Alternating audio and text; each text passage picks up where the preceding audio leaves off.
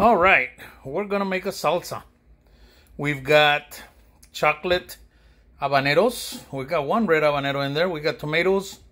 I'm gonna use these onions and I'm gonna use some garlic. We got our tomatoes and our onions. I'm gonna cook them in a little bit of water to use them to, kind of measure the thickness of the sauce that I want, the salsa. And we also have the comal or griddle warming up because I'm gonna roast my garlics and my peppers on there. We've got these babies on the griddle. We've got these babies steaming up. These are gonna get tough to breathe here in a minute. We've got a nice burning going on there, but I'm gonna have to stop this because they'll probably somebody will complain in this apartment building. It's tough to breathe with this stuff when they're roasting like that, but we'll move on to the next step. Okay, we're gonna throw it all in this blender. We've got our roasted peppers and garlic. We got our stewed tomatoes and onion. The juice in there, of course, is gonna go in there.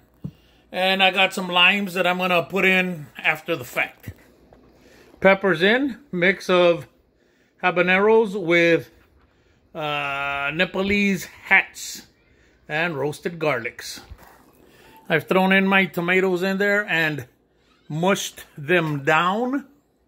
And I'm gonna throw in the onions. I don't know, what do you want to call them? Onions, scallions, I don't know, green onions. So you see the juice in my pan. I'm gonna throw that in there right about there to start. I got some left. If I find that it's too thick, I'll add a little bit more juice. Voila. We have action. Now, I don't wanna just make it all mush, so I'm gonna pulse it a couple of times. I wish I had a molcajete. I want to keep it a little thick, not just pure mush. So that's why we're doing this. We'll check it out here in a minute. Excuse me. Wow, that pepper's making me cough. Yeah, you can see those chunks in there. You see that? Wowzers.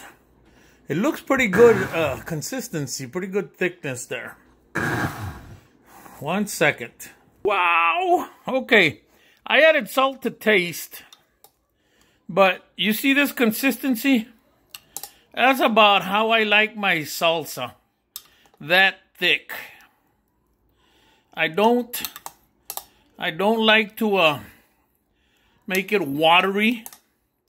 I like to make it just about good and spreadable on a chip. I'm gonna taste this.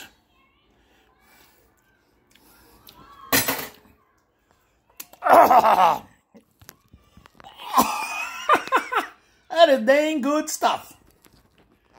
If you can see the amount of salsa, I don't know, it would be maybe 2 quarts maybe. I get about half a lime and squeeze it. By the way, these lime squeezers are very nice. I got that one at TJ Maxx. Mix in the lime a little bit. The lime, if you guys know, I'm sure you guys know, helps as a preservative. And it also gives it that citrusy background taste, which I love in a salsa. But it doesn't make it too bitter. And also, I put the salsa on everything. I'll put it on my eggs for breakfast, on a steak for dinner. I'll put it on ramen noodles. I'll eat it just with chips, you know. This came out pretty dang strong, and I love it. And it smells fantastic in here. Anyways, I hope you all enjoyed that.